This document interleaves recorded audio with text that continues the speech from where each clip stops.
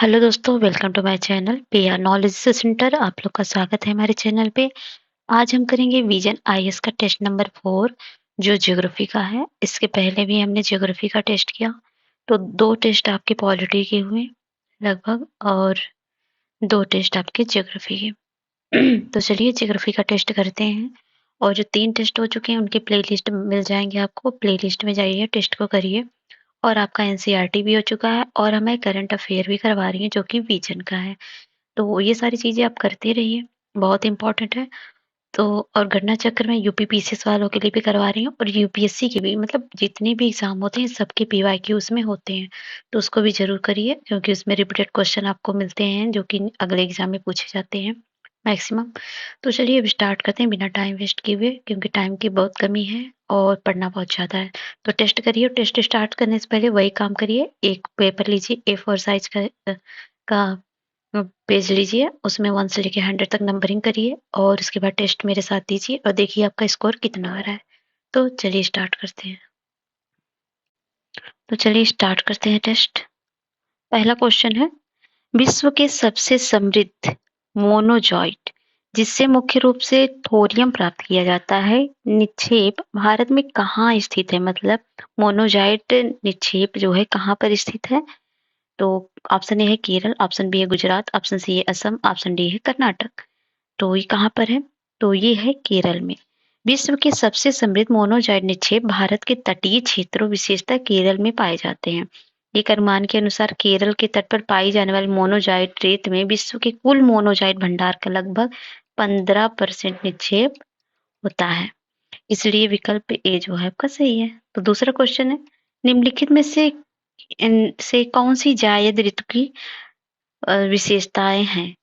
तो पहला है, यह रबी फसलों की कटाई के बाद शुरू होने वाली एक अल्पकालिक ग्रीष्मकालीन फसल ऋतु है। दूसरा है, इस ऋतु में उगाई जाने वाली कुछ प्रमुख फसलें तरबूज, खरबूजा, खीरा और चारे वाली फसलें हैं।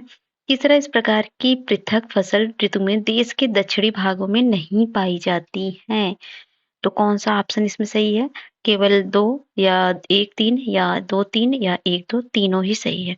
तो कौन सा आंसर होगा? तो अभी जायद फसल तो आप जानते हैं, ये रबी के फसलों के बाद कटाई शुरू होने से पहले बोई जाती है। अल्पकालीन भी ग्रीष्म ऋतु फसल ऋतु में बोई जाती है, मतलब ग्रीष्म फसल ऋतु कह रहे हैं, ग्रीष्मकालीन फसल ऋतु में बोई जाती है। तीनों के तीनों ऑप्शन सही है। जो आपको तरबूजा, खरबूजा, खीरा जो सब्जियां बोई जाती हैं वो जायद की फसलें होती हैं। और इस प्रकार की पृथक फसल ऋतु में देश के दक्षिणी भागों में नहीं बोई जाती। ठीक है, क्योंकि इस प्रकार की पृथक फसलें ऋतु में देश के दक्षिणी भागों में नहीं बोई जाती हैं, क्योंकि वह लंबे दिन वाली अवधि की आवश्यकता होती है और जायद के अधिकांश विकास अवधि के लिए गर्म एवं शुष्क मौसम की आवश्यकता होती है। तो तीनों के तीनों सही है। तीसरा क्वेश्चन है तीसरा क्वेश्चन है, अ, भारत में जनसंख्या वृद्धि के चरण के संदर्भ में निम्नलिखित कथनों पर विचार कीजिए। 1901 से 1921 के दशकों को रुद्र वृद्धि की अवधि के रूप में जाना जाता है। और दूसरा है, 1921 से 1951 के दशकों को जनसंख्या विस्फोट की अवधि के रूप में जाना जाता है। उपर्युक्त में से कौन सा कथन सही है? तो कौन सा इसमें जो है, पहला तो सही है कि 1901 से 1921 के दशकों में को रुद्र वृद्धि की अवधि के रूप में जाना जाता है, बिल्कुल सही है। और लेकिन दूसरा गलत है, क्योंकि जो दूसरा है 1921 से 1951 के दशकों की जनसंख्या की स्थिर वृद्धि की अवधि के रूप में जाना जाता है। इसमें वृद्धि स्थिर हुई थी, ना कि ऐसी हुई थी। ठीक है, तो इसलिए दूसरा सही नहीं है। तो ये हो गया आपका पहला ऑप्शन। अगर आपको इसका डिटेल एक्सप्लेनेशन का वो चाहिए तो आप मुझे कमेंट करिएगा और मैं आपको टेलीग्राम पे इसका समरी प्रोवाइड कर दूंगी। तो ये क्वेश्चन कौन सा है? चौथा है, हाल ही में सुर्खियों में रहने वाली प्राचीन स्थल किडाली के संदर्भ में निम्नलिखित कथनों पर विचार कीजिए। पहला है, ये तमिलनाडु में संगम युग का एक नगरीय सभ्यता वाला स्थल है। दूसरा, ये वैगई नदी के किनारे पर स्थित है। ओ नो सॉरी, क्या कर सकते रहता है भाई, चलिए क्या कर सकते हैं, इसका यही काम है। तो अभी देखा, तो इसमें से कौन सा सही है? वैगई नदी के किनारे स्थित है। तो निम्नलिखित कथनों में से कौन सा सही है? तो केवल एक या केवल 2 या 1, 2 दोनों या डी है ना तो 1 ना तो 2। तो इसका जो आंसर होगा वो सी होगा, दोनों के दोनों ऑप्शन सही हैं। तो किडाली उत्खनन स्थल जो वैगई नदी के किनारे पर स्थित है और ये संगम युग का एक प्राचीन अधिवासित स्थल है। वर्तमान में तमिलनाडु राज्य पुरातत्व विभाग और भारतीय पुरातत्व सर्वेक्षण के अंतर्गत यह खनन कार्य किया जा रहा है। इसलिए आपका दूसरा भी सही है। और यह स्थल मंदिरों के शहर मदुरै से लगभग 12 किलोमीटर दक्षिण पूर्व में स्थित है। इस स्थल से ऐसे प्रमाण मिले हैं जो इस बात का समर्थन करते हैं कि संगम युग का एक नगरीय सभ्यता वाला स्थल था। साथ ही ये प्रमाण तमिलनाडु के प्राचीन इतिहास के संबंध में मूल्यवान जानकारी प्रदान करते हैं, इसलिए पहला भी सही है। चलिए नेक्स्ट क्वेश्चन 5वां करते हैं। भारत में शुष्क भूमि कृषि के संदर्भ में निम्नलिखित कथनों पर विचार करिए। पहला, यह मुख्य रूप से 100 सेमी से कम वार्षिक वर्षा वाले क्षेत्रों तक सीमित है। शुष्क भूमि की बात कर रहा है। और दूसरा है, इन क्षेत्रों में शुष्कता को सहने में सक्षम फसलें जैसे रागी, बाजरा, मूंग, चना और रवार आदि उगाई जाती है। और ठीक है, 2 ऑप्शन दिए हैं तो इसमें से कौन सही है? पहला केवल सही है या दूसरा केवल सही है? 1, 2 दोनों सही है या ना तो 1 ना तो 2 दोनों नहीं सही है। तो इसका आंसर होगा बी, दूसरा सही है, पहला गलत है क्योंकि पहला जो होगा इसमें जो है 75 सेमी का होता है। 75 सेमी से कम वार्षिक वर्षा वाले क्षेत्रों तक सीमित होती है, ना कि 100। ये 75 सेमी। नेक्स्ट क्वेश्चन है 6वां, ग्रेट बैकयार्ड वर्ड काउंट जीबीबीसी 2023 संदर्भ में निम्नलिखित कथनों पर विचार करिए। पहला कथन क्या है? यह प्रत्येक 4 वर्ष में एक बार आयोजित होने वाला एक सामुदायिक विज्ञान प्रोजेक्ट है। दूसरा है, देश में जीबीबीसी का आयोजन द वर्ल्ड काउंट इंडिया द्वारा किया जाता है। या तीसरा है, विश्व में पक्षियों की प्रजातियों की तीसरी सबसे बड़ी संख्या भारत में दर्ज की गई। कौन सा ऑप्शन सही है? ऑप्शन ए केवल 1, 2, 3, या बी है 1, 2 और सी है 2, 3 और डी है 1, 3। तो कौन सा इसमें सही है? तो इसका आंसर आपका हो जाएगा 2, 3, दूसरा तीसरा। पहला गलत है क्योंकि ये जो है ग्रेट बैकयार्ड वर्ड काउंट एक वार्षिक कार्यक्रम है, ना कि 4 वर्ष में होता है। तो ये वर्ष में 4 वर्ष में नहीं बल्कि वार्षिक होता है। इसे 1998 में शुरू किया गया था। इसका आयोजन Cornell lab of ornithology and National Audubon Society द्वारा किया गया था।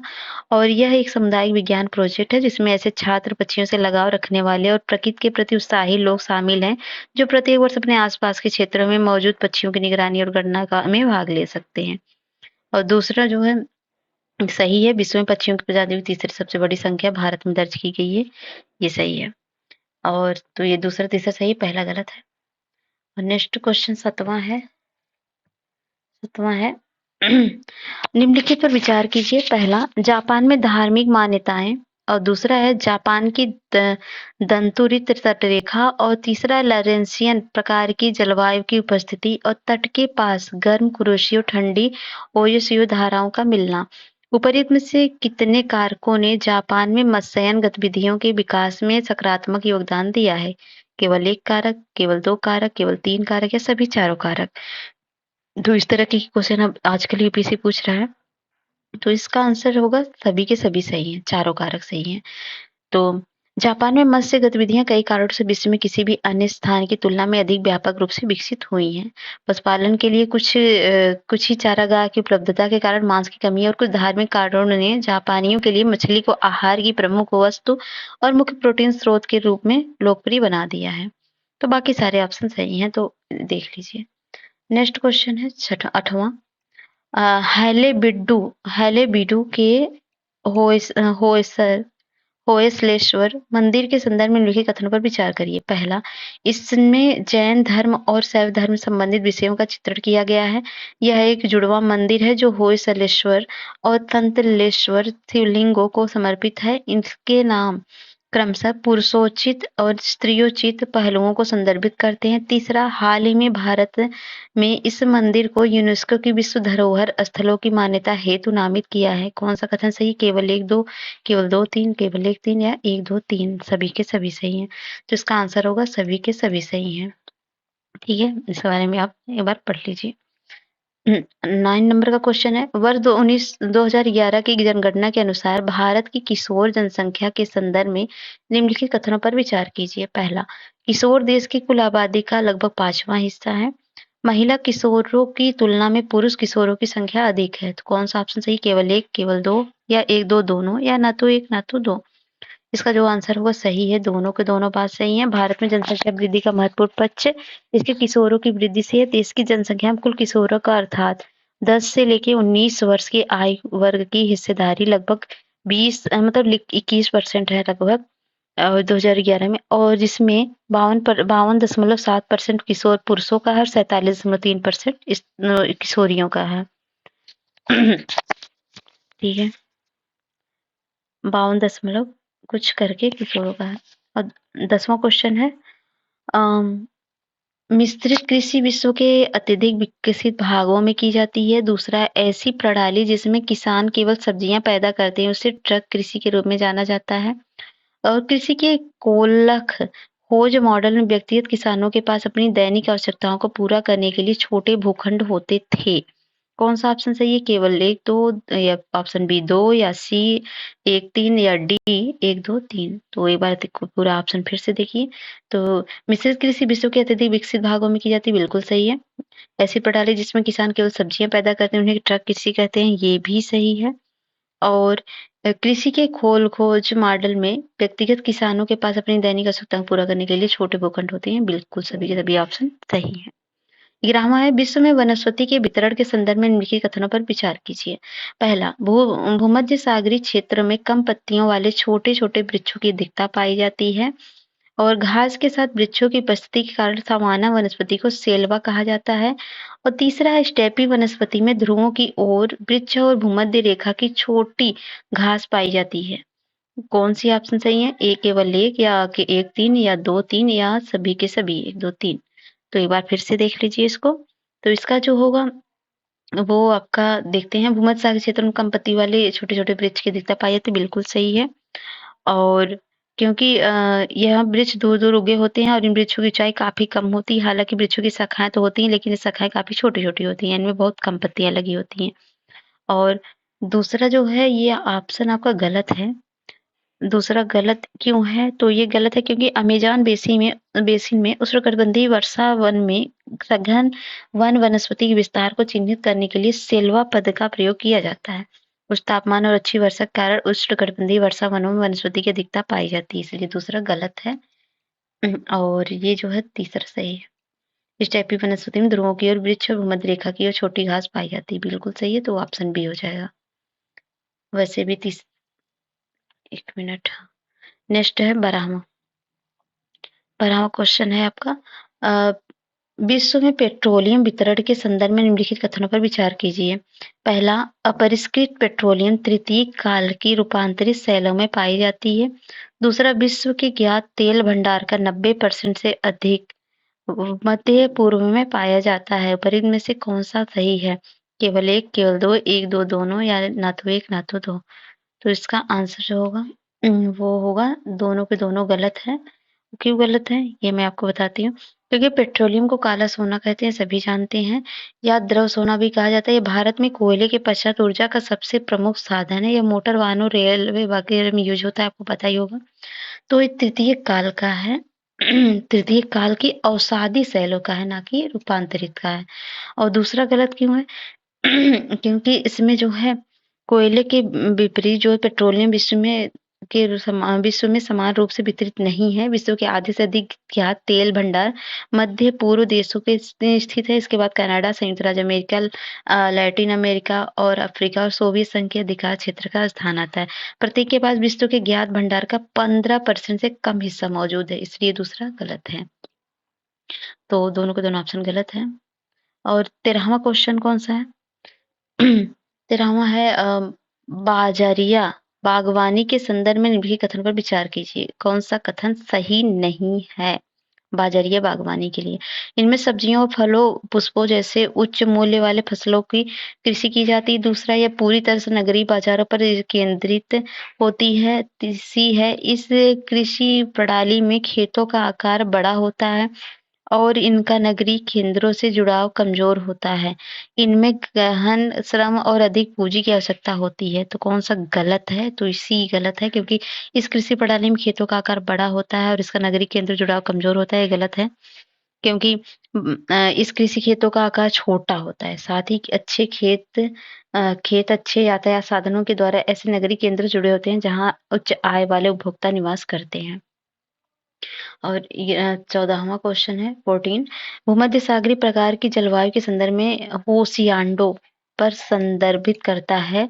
बड़ी कृषि जोत को, पौष्टिक घास को, अंगूर की खेती में परंपरागत पारंगत संबल को या उच्च गुणवत्ता वाले संतरों के निर्यात को। ये है होशियांडो के मतलब। तो इसका जो आंसर होगा वो हो जाएगा आपका ए। तो भूमध्य सागरीय क्षेत्र में होशियांडो पद बड़ी कृषि जोतों को संदर्भित करता है। हालांकि भूमध्य सागरीय क्षेत्र में सामान्य रूप से छोटे खेत होते हैं, वहीं स्पेन बड़ी भू जोतें पाई जा सकती हैं। इन होशियांडों में बड़ी संख्या में सवैतनिक मजदूर कार्य करते हैं। भूमध्य सागरीय प्रकार की जलवायु की विशेषताएं अत्यधिक विकसित उद्यान कृषि पद्धतियां। इन भूमियों को विश्व की उद्यान भूमि के रूप में भी जाना जाता है।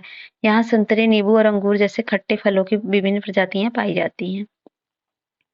और 15वां क्वेश्चन है, भारत में निम्नलिखित पत्तनों को उत्तर दक्षिण दिशा की ओर व्यवस्थित कीजिए। कांडला, दीनदयाल पत्तन, विशाखापत्तनम, मारवा गांव, तूतीकोरिन और मंगलुरु। ये तो मैप का क्वेश्चन है, आपको पता नहीं होना चाहिए ये। पहले कांडला आएगा, फिर विशाखापत्तनम, फिर मारवा गोवा, फिर आगे मंगलुरु, फिर तूतीकोरिन। तो ये ऑप्शन हो जाएगा आपका डी। 16वां क्वेश्चन है, इसको मैप में देख लीजिएगा आप एक बार, जो 15वां क्वेश्चन।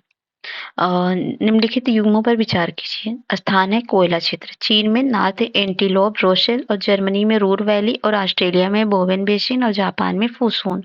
कौन सा युग्म सही सुमेलित है? केवल 1 4, केवल 2 3, केवल 1 2, केवल 3 4। तो इसका आंसर हो जाएगा, देखते हैं। चीन जो है, चीन में क्या है? चीन चीन में नहीं है ये। चीन नॉर्थ ये जो है कहाँ पर? उत्तरी अमेरिका में है। नॉर्थ एंटीलोप रोचेली ये है अमेरिका में, ना कि चीन में है, यूएसए में है, मतलब उत्तरी अमेरिका में है। और ये उत्तरी अमेरिका में है। और जर्मनी रूर वैली ये जो है ये सही है। जर्मनी रूर वैली सही है। ऑस्ट्रेलिया बोमेन जो है ये ऑस्ट्रेलिया ये सही ऑस्ट्रेलिया बोवेन बेसिन कोयला क्षेत्र है, ये भी सही है। और जापान का फुसून तो जापान का फुसून ये गलत है, ठीक है। ये यूरोप में है शायद।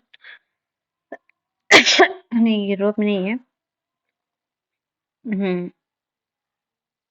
एक मिनट, ये चीन का है, ठीक है, जापान का नहीं है। ये भी गलत हो गया, तो 2 3 आपका सही होगा। 17वां है, मानव भूगोल के संदर्भ में निम्नलिखित में से कौन सा पर्यावरण निश्चयवाद को सर्वोत्तम रूप से परिभाषित करता है? पहला, यह एक विश्वास है जिसके अनुसार भौतिक पर्यावरण सामान्य रूप से पृथ्वी की उत्पत्ति दैवीय न होकर बल्कि मानवीय थी। बी है, यह मानव विकास को निर्देशित या आकार देने में प्रकृति अथवा भौतिक पर्यावरण की क्षमता या भूमिका है। सी, यह मनुष्य की निर्णय करने की क्षमता है कि उसे किस प्रकार के परिवेश या भौतिक पर्यावरण की आवश्यकता है। डी, यह एक सिद्धांत है जिसके अनुसार प्रकृति या पर्यावरण बहुत जल्द विलुप्त होने वाला है। तो कौन सा सही होगा? तो इसमें जो सही होगा बी हो जाएगा, ठीक है। 18वां है, स्वच्छंद उद्योग के संदर्भ में निम्नलिखित कथनों में से कौन सा सही नहीं है? ऑप्शन ए है, यह उद्योग संगठक पुर्जों की उपलब्धता पर निर्भर रहते हैं। यह बड़ी मात्रा में श्रम बल को रोजगार प्रदान करते हैं। सड़क नेटवर्क द्वारा अभिगम्यता इनकी अवस्थिति हेतु उत्तरदायी एवं महत्वपूर्ण कारक है। सामान्यतः ये उद्योग प्रदूषण नहीं फैलाते हैं। कौन सा सही है?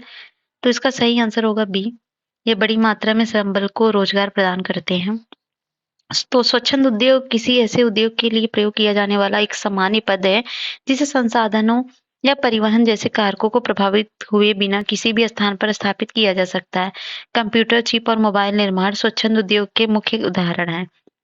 स्वच्छंद उद्योग व्यापक विविधता वाले स्थानों पर स्थित होते हैं। ये किसी विशिष्ट कच्चे माल पर निर्भर नहीं रहते हैं। ये उद्योग व्यापक रूप से संगठक पुर्जों पर निर्भर रहते हैं जो कहीं से भी प्राप्त किए जा सकते हैं।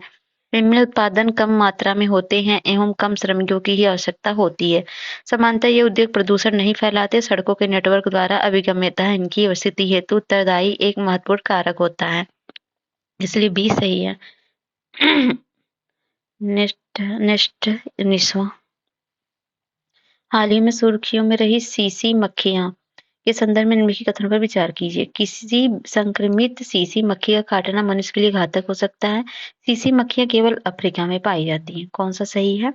केवल एक, केवल दो, या एक दो दोनों, या ना तो एक ना तो दो। तो इसका जो है दोनों को दोनों सही है। ये जो सीसी मछलियां होती है, संक्रमित सीसी मछली सीसी मक्खी का काटना मनुष्य के लिए घातक हो सकता है। सीसी मक्खियां केवल अफ्रीका में पाई जाती हैं। दोनों ही बात सही है। ठीक है।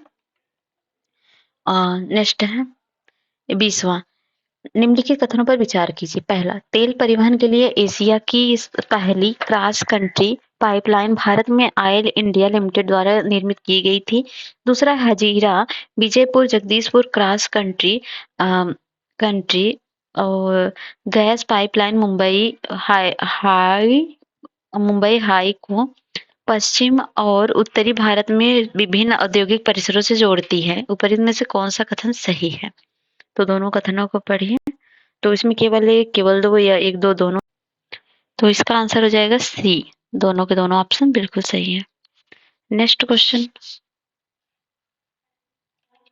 21वां है, मानव विकास के स्तंभों के संदर्भ में निम्नलिखित युग्मों पर विचार कीजिए। समता, उपलब्ध अवसरों तक सभी की समान पहुंच और सशक्तिकरण, विकल्प को चुनने की शक्ति होना और साधारणतया अवसरों की उपलब्धता में निरंतरता, उत्पादकता, इनपुट की प्रति इकाई के सापेक्ष आउटपुट की माप।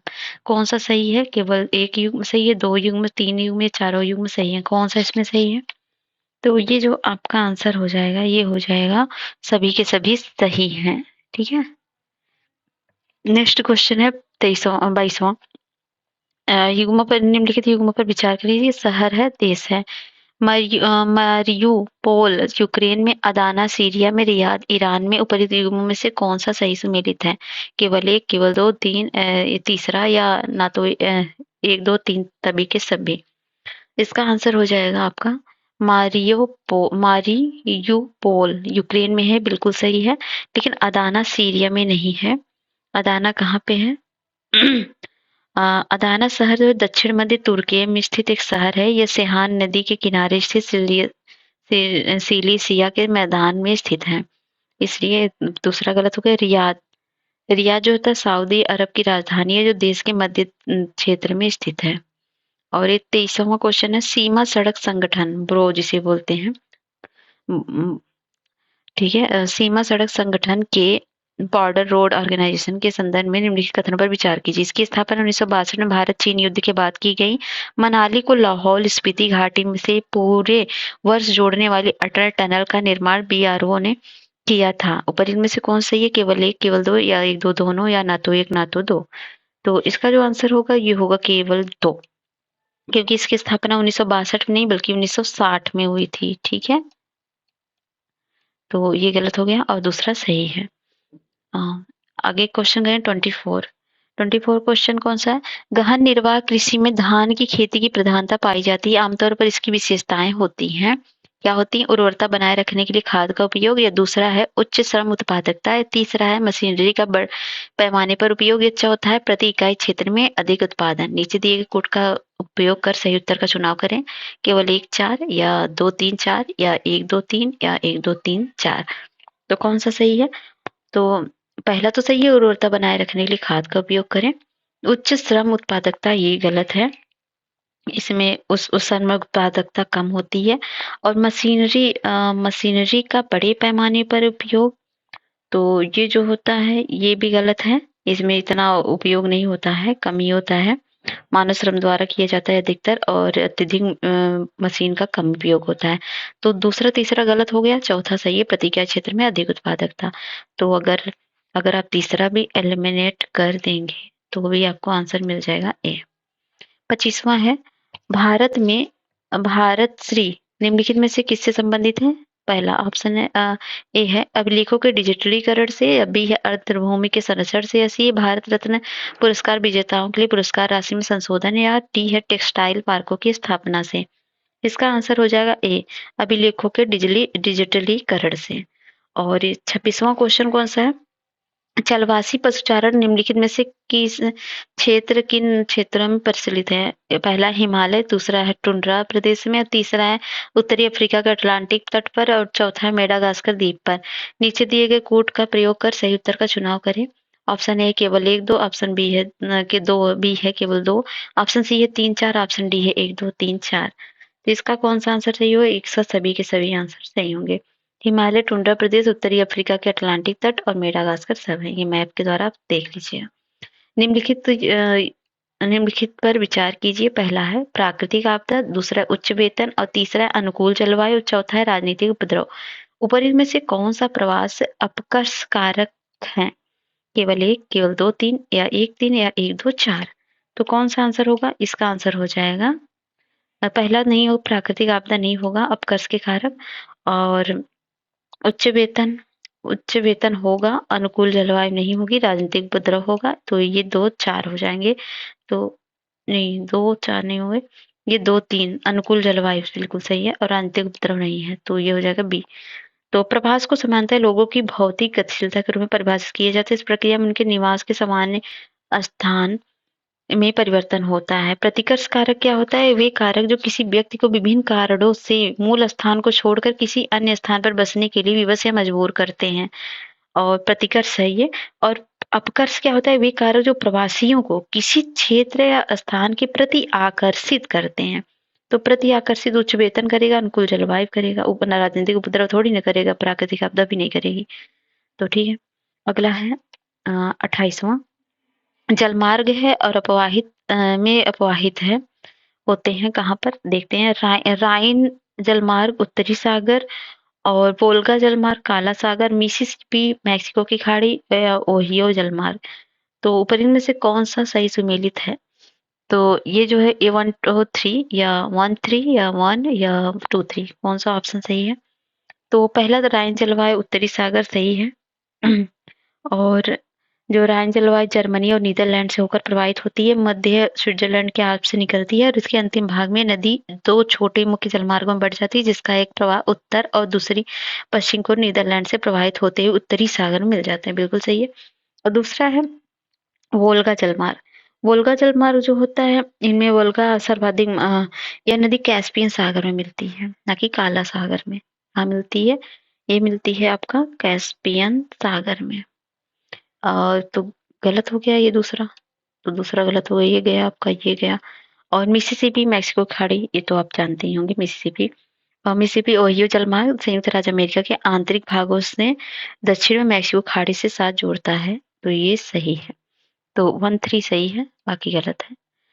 29 क्वेश्चन है, 29वां, यक्षगान के संदर्भ में निम्नलिखित कथन पर विचार कीजिए। पहला, ये तमिलनाडु की तटीय झीलों में प्रचलित एक पारंपरिक लोक नृत्य है। दूसरा, यह एक मंदिर कला शैली है जिसमें पुराणों की पौराणिक कथाओं को दर्शाया गया है।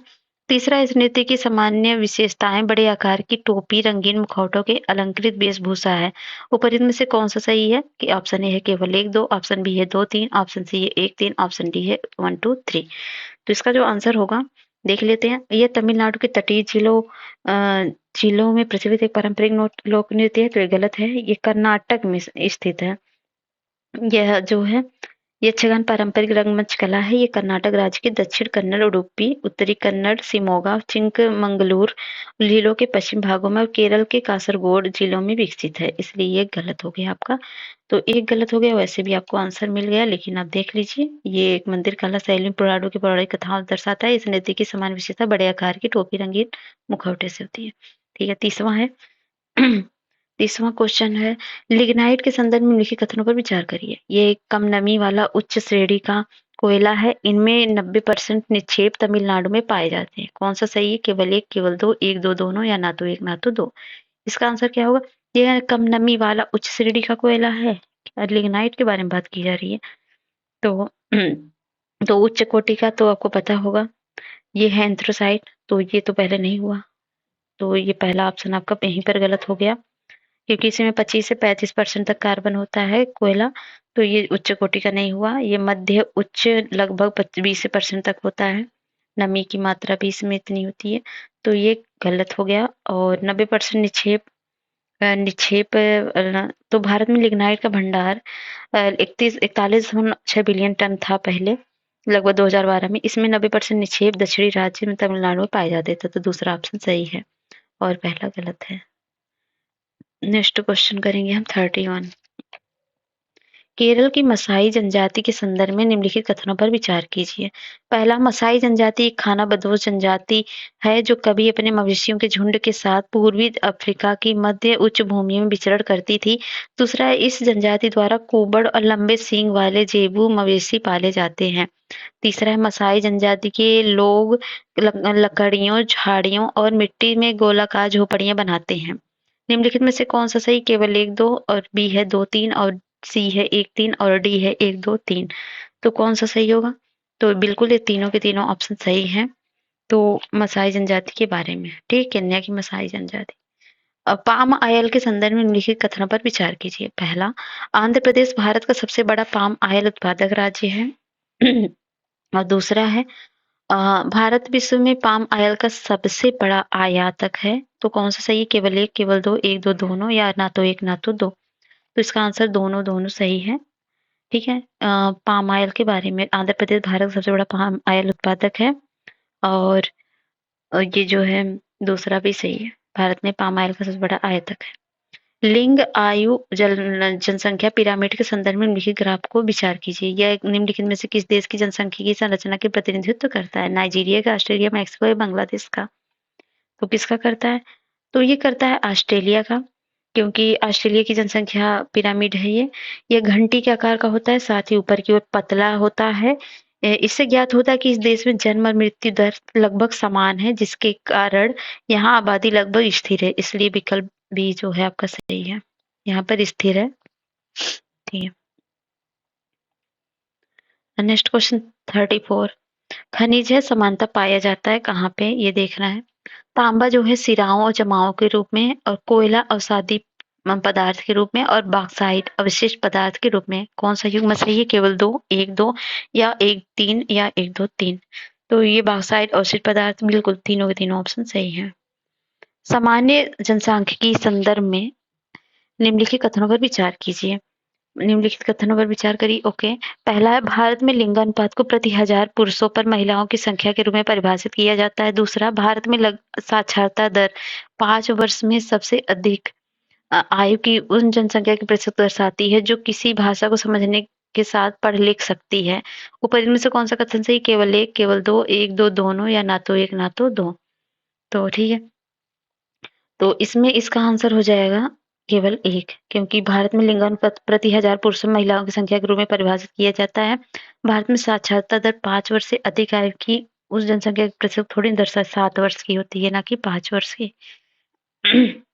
और निम्नलिखित युग्मों पर विचार करें। सुर्खियों में रहा क्षेत्र और देश: ओडेसा यूक्रेन, और ओडेसा है, ये उड़ीसा नहीं है। माउंट एसो फिलीपींस, निकोसियो साइप्रस। कौन सा सही है? केवल 1 युग्म, केवल 2 युग्म, या सभी तीनों युग्म, ना तो कोई युग्म नहीं। तो इसका जो आंसर हो जाएगा वो होगा केवल 2 युग्म। और 2 युग्म कौन से हैं?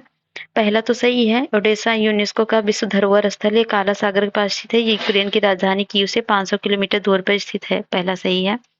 और माउंट एमो जो है, माउंट एसो, हाँ माउंट एसो है, जिसे एसो ज्वालामुखी के रूप में जाना जाता है। जापान का सबसे बड़ा सक्रिय ज्वालामुखी है, जो विश्व के सबसे ज्वालामुखियों में से एक है। जापान के माउंट एसो ज्वालामुखी 20 अक्टूबर 2021 को विस्फोट हुआ था, जिससे आकाश में लगभग हजारों मीटर तक राख का विशाल स्तंभ उत्सर्जित हुआ था।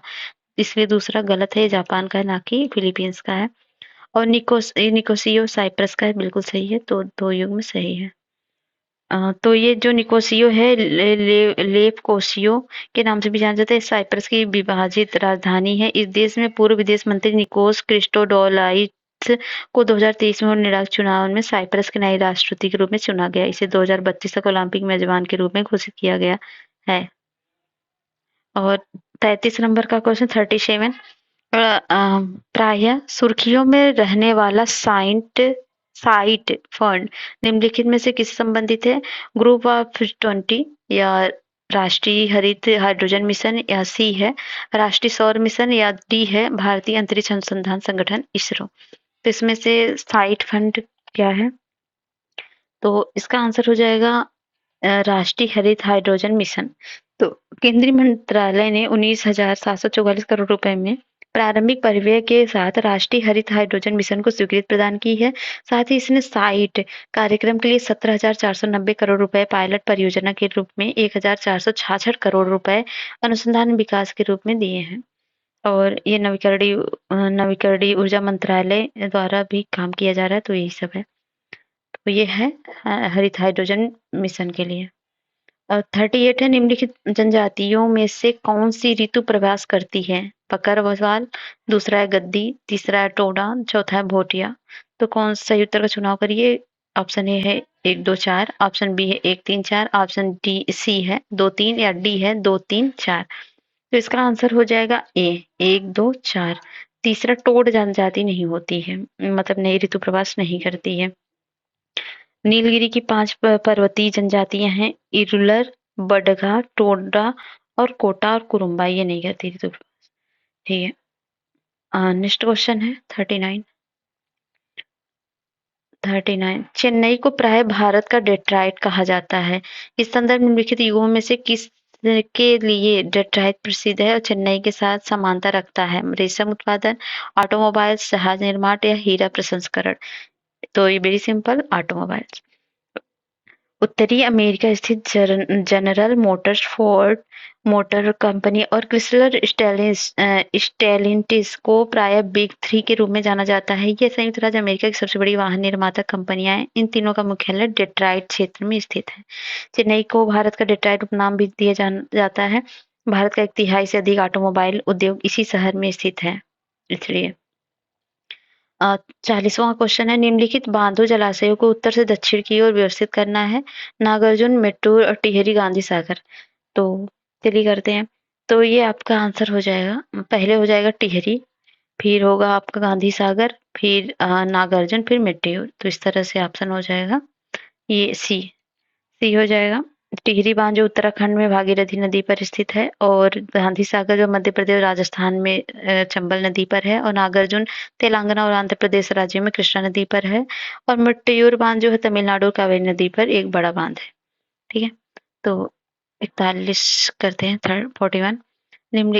यह स्थानांतरित कृषि हर किए जाने वाले क्षेत्र हैं। तो मिल्पा इंडोनेशिया, लद्दाख मध्य अमेरिका, जूमिंग उत्तर पूर्वी भारत और टोंगिया श्रीलंका। कौन सा युग्म सही? केवल एक युग्म सही, केवल 2 युग्म सही है, केवल 3 युग्म सही है, सभी चारों युग्म सही हैं। तो कौन सा सही आंसर होगा? ये हो जाएगा, देख लेते हैं। तो हम्म, हम्म, तो मिल्पा इंडोनेशिया।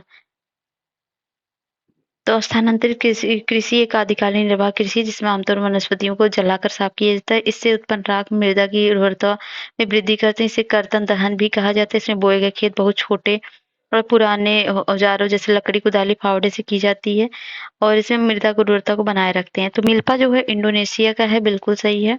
और लदांग जो है अ, लदांग जो है वो कहाँ का है? म्यांमार का है, ना कि मध्य अमेरिका का है। और झूमिंग कृषि कहाँ का है? तो झूमिंग झूमिंग तो मध्य अमेरिका का है। झूमिंग मध्य अमेरिका का है और मध्य अमेरिका का है। और टोंगिया टोंगिया कहाँ का है? टोंगिया टोंगिया जो है म्यांमार में टोंगिया है। म्यांमार में भी टोंगिया है। टोंगिया लदांग म्यांमार में है। तो इंडोनेशिया, एक मिनट, इंडोनेशिया में जो लदांग है और टोंगिया जो है ये है आपका म्यांमार में, इसलिए केवल एक ही सही है, मिल्पा। मिल्पा जो है इंडोनेशिया में। तो इसमें एक युग्म सही केवल। ये पत्तन विशेष रूप से छोटी दूरियों को तय करते हुए जलीय निकायों के आर पार होने वाले डाक तथा यात्रियों के परिवहन से जुड़े होते हैं। ये पत्तन जोड़ों में इस प्रकार अवस्थित होते हैं कि ये जल निकाय के आर पार एक दूसरे के सामने होते हैं। उपरोक्त परिच्छेद के निम्नलिखित में से किस प्रकार के पत्तन का सर्वश्रेष्ठ वर्णन किया गया है? अंतरप्पो पत्तन का, या मार्ग पत्तन का, या बाह्य पत्तन का, या पैकेट स्टेशन का? तो इसका जो आंसर होगा पैकेट स्टेशन का। पैकेट स्टेशन को फेरी पत्तन के रूप में भी जाना जाता है। ये पैकेट स्टेशन विशेष रूप से छोटी दूरियों को तय करते हुए जलीय निकायों के आर-पार डाक तथा यात्रियों के परिवहन से जुड़े होते हैं। ये स्टेशन जोड़ों में इस प्रकार अवस्थित होते हैं कि वे जलीय निकाय के आर-पार एक दूसरे के सामने होते हैं। उदाहरण स्वरूप इंग्लिश चैनल के आर-पार इंग्लैंड में डोवर तथा फ्रांस में क्लाइड। ठीक है। और 43 है, हाल ही में सुर्खियों में रही अगस्त्यकूडम वेधशाला स्थित है तेलंगाना में, या बी है केरल में, या सी है आंध्र प्रदेश में, या डी है कर्नाटक में? तो ये जो होगा आपका आंसर हो जाएगा बी, केरल में। तो हाल ही में जो है एक शोध में अगस्तियार वेधशाला का उल्लेख किया गया है। 19वीं शताब्दी के दौरान मौजूद विश्व की कुछ चुंबकीय वेधशालाओं में एक थी। ये अगस्त्यकूडम अथवा अगस्त्यकूडम में स्थित है। अगस्त्यकूडम तमिलनाडु में केरल में विस्तृत पश्चिम घाटों में कोहरे से एक आच्छादित चोटी और ट्रैकर्स के रूप में एक गंतव्य है। यह लंबे समय तक अज्ञात पुराने जमाव की एक वेधशाला है, जिसका निर्माण स्कॉटलैंड के मौसम विज्ञानी जॉन एलन ब्राउन द्वारा 19वीं शताब्दी में किया गया था। ठीक है, तो इसलिए केरल है इसका आंसर।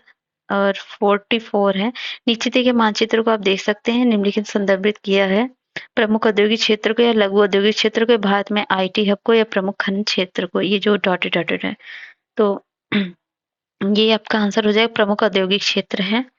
तो औद्योगिक इकाई, श्रमिकों की संख्या, औद्योगिक उद्देश्यों के लिए की जाने वाली विद्युत की मात्रा, औद्योगिक उत्पादन, सब कुछ यहाँ पर है। तो नेक्स्ट है 45, निम्नलिखित युग्मों पर विचार कीजिए। क्षेत्र है जनजाति समुदाय है, मलेशिया ओरंग असली और अमेजॉन बेसिन इंडियन जनजाति, कांगो बेसिन पिग्मी। निम्नलिखित युग्मों पर सम्मिलित कीजिए। 1 2 3 या 1 3 या 1 है या 2 3 है, कौन सा ऑप्शन सही है? तो ये सभी के सभी ऑप्शन सही है। मलेशिया में ओरंग असली सही है, और अमेजॉन बेसिन में इंडियन जनजाति, और कांगो बेसिन में पिग्मी सही है। सभी के सभी ऑप्शन सही है।